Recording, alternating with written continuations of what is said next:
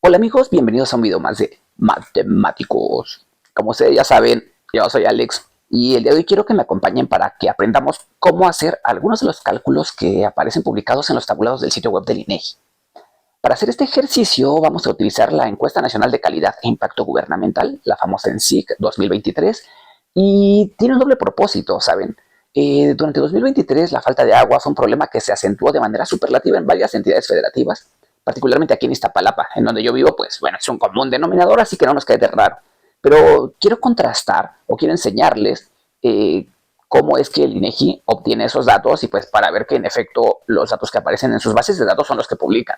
¿De acuerdo? Entonces, pues acompáñame, vamos a ver de qué va este asunto. Vamos para allá. Lo primero que vamos a hacer es irnos aquí a la página web del INEGI. Yo ya aquí la tengo abierta. Me voy aquí a los programas de información. Voy al cuarto, que es el subsistema de información de gobierno. Me voy a encuestas. Doy clic en encuestas regulares. Y veo que me aparece en primer lugar la ENSIG. Doy clic allí. Y me interesa particularmente el cuestionario. Si ustedes le dan clic, se dan cuenta que aquí aparece. Yo ya lo tengo abierto en la pregunta que me interesa explotar, que es la 4.1 de la sección de evaluación de servicios básicos. Algo que me falta a mí para ver o tener toda la información completa es irme a los tabulados. Aquí si yo le doy en la pestaña de tabulados, bajo, aparece aquí en este apartado de tabulados predefinidos las estimaciones. Y yo estoy interesado, como ya dije, en la evaluación de los servicios básicos. Doy clic en el archivo Excel que aparece allí y aquí en primer lugar me aparece esta parte, ¿no? Suministro constante. Déjenlo un poquito más grande porque creo que no se ve. Ahí está. Suministro constante, pureza y claridad, potabilidad. Entonces voy a ver si es lo que necesito. Forma constante, pureza y claridad. Bueno, que trae otros nombres, pues creo que hace alusión a lo mismo. Potable, en ese sentido de que es bebible y sin temor a enfermarse. ¿Ok? Entonces, ya que tengo esta información, yo me voy a fijar en esta parte, en esta primera parte del tabulado, hasta la columna E. Es decir, en este primer bloque, con esta 1, 2, con estas 4 columnas, ¿ok? Son las que vamos a tratar de replicar en R. Lo primero que tengo que ver es cuánto me da el nacional, es población de 18 años y más, que vive en áreas urbanas de 100.000 habitantes y más. Y la otra característica es la de suministro constante. Entonces, si yo aquí me voy al cuestionario, veo que forma constante, que sería la 4.11, ¿ok? Entonces ahora sí voy a regresar a R teniendo esto en mente. De vuelta aquí en R yo ya tengo cargadas las bases de datos de la encuesta y veo que aquí viene sección 1 a la 3, supongo que es 4 y 5, pero vamos a echarle un vistazo. Yo le voy a asignar un nombre, le voy a llamar por comodidad TT, la asigno y es la ENSIG, pues es el nombre más largo, ¿no? Doy control enter y me voy a fijar en el nombre de las variables que trae. Para eso utilizo el comando names de TT y me fijo en los mnemónicos que aparecen. Yo les recomiendo, para asegurarse que pues pueda hacerle que no vayan a equivocarse de pregunta, hacer un análisis de la distribución de frecuencias, un famoso table, ¿ok? Yo le llamé TT, signo de pesos, P411. Y veo que trae códigos 1, 2 y 9. Entonces tengo que tener eso en mente.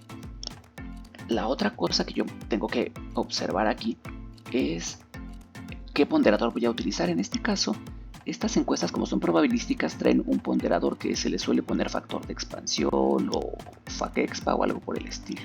Miren, aquí al final aparece el FACVIV, que es el factor de vivienda, y el ponderador FACP18, que es el ponderador de personas. Entonces vamos a observar algo.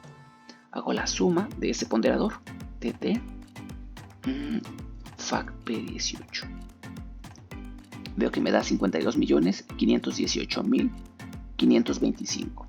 Si yo regreso al tabulado, veo que ese es el total poblacional, ¿no?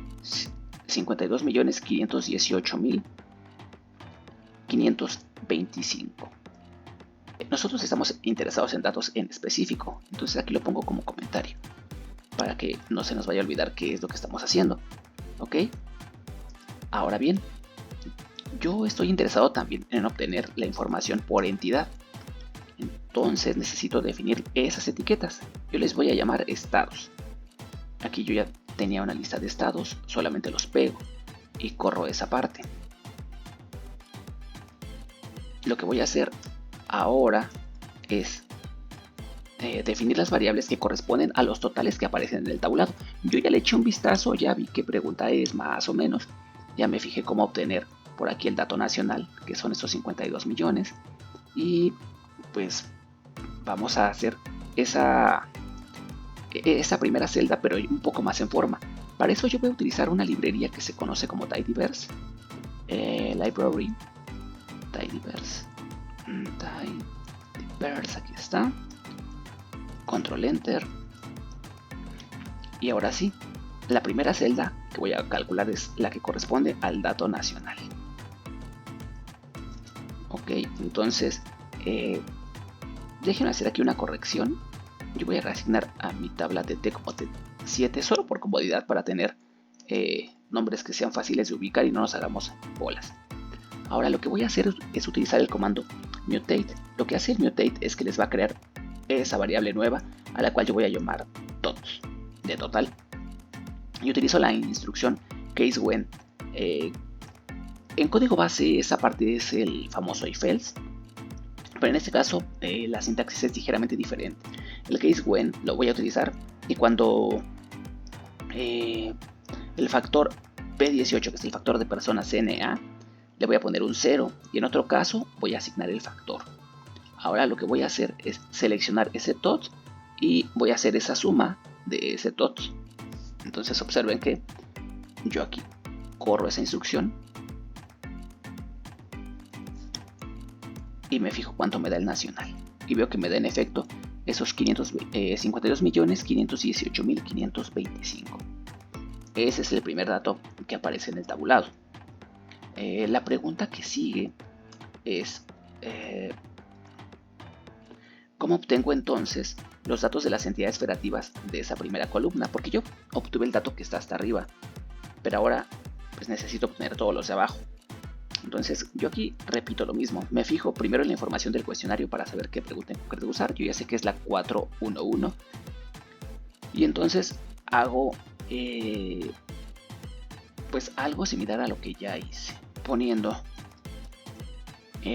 dos variables particulares, que es la clave de entidad cbEnt y el factor P18, que es el ponderador. Lo que voy a hacer aquí en este caso es agrupar la información por entidades, que es este group by. Y entonces lo que hago al final es sumar ese factor. Pero aquí está una parte interesante. Como yo estoy agrupando por entidad, entonces esa suma que va a ser esta última parte, pues es la que va a ser por entidad.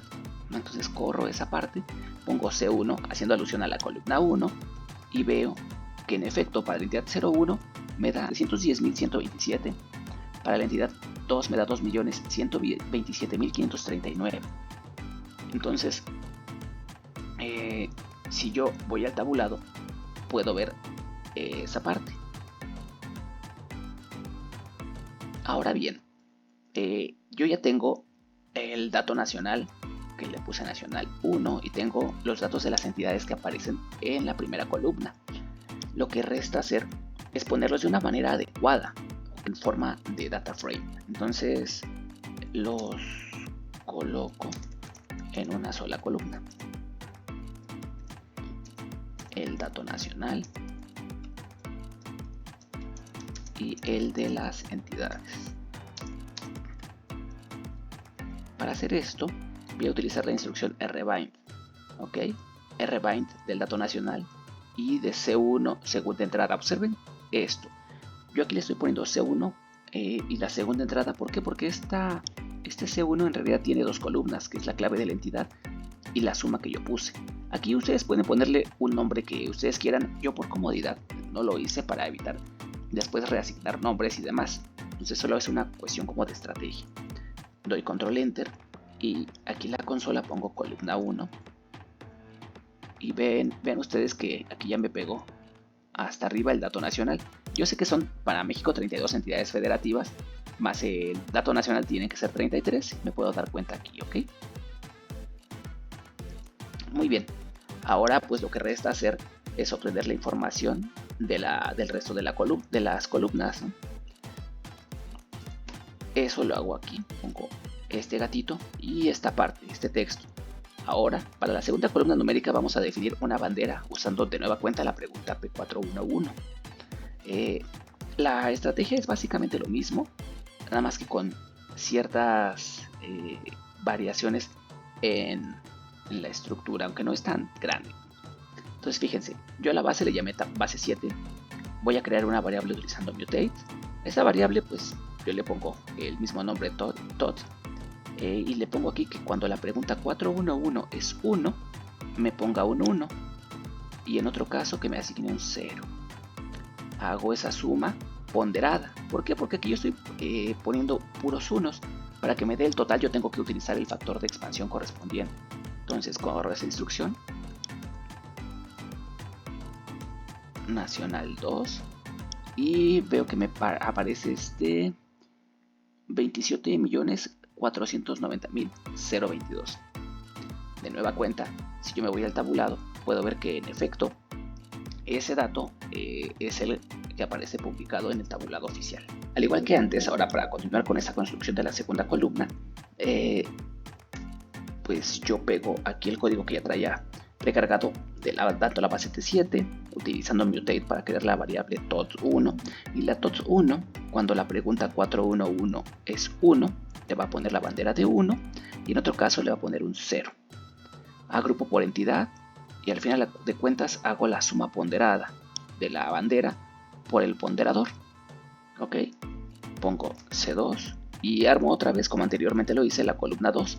En este caso el nacional pues es el nacional 2, lo pongo, y de C2 me interesa solamente la segunda columna, por eso es que le pongo de esta forma. Yo corro aquí, me fijo columna 2. Ahí está, nuevamente tengo 33, un vector con 33 entradas, y la primera me corresponde al dato nacional. Para calcular los relativos, yo tengo que dar una estructura de data frame, y eso es lo que voy a poner aquí. Ahora podemos obtener el relativo, pero ya con la estructura de data frame. Muy bien, entonces observen ustedes que esto es relativamente sencillo. Lo primero que vamos a hacer es poner la instrucción cbind. Lo que voy a poner es el nombre de los estados que yo ya había definido arriba. Voy a poner ahora la columna 1 junto con la columna 2 y los voy a poner como data frame, ok, y les voy a llamar df. Corro esa instrucción y veo que en efecto ya se parece a lo que aparece en el tabulado, ok. Regresando a mi script, le voy a poner nombres a las columnas utilizando la instrucción callNames. Le voy a poner ent de entidad, pop de población y carc-1 de característica 1. Me voy nuevamente a mi data frame y veo que ya me cambió los nombres, ent, pop y característica 1. Me falta definir el relativo. Entonces fíjense ustedes que aquí al data frame yo le voy a crear una variable que se llama rel-1 y esa variable es el cociente de la característica entre el total de la población multiplicado por 100. Es decir, es un porcentaje y le llamé data frame final, o sea, df-final, y ahora lo vamos a poner en consola y lo vamos a ver. Ok, view df-final. Y ahí lo tengo. Si ustedes se dan cuenta, esta información es la que aparece en el tabulado. Es la información que publica el INEGI como información oficial. Y ustedes acaban de obtenerla de manera sencilla. Para ya no hacer este video tan largo, vamos a hablar en otro video de cómo guardar data frames o tablas en formato Excel. Y vamos a explorar varias opciones para hacerlo de una manera eficiente. Bueno amigos, pues hasta aquí el video de hoy. Espero que hayan aprendido algo. Espero que les haya gustado y que les sea útil. Por favor, suscríbanse y dejen un comentario aquí abajito en la cajita de descripciones. Adiós.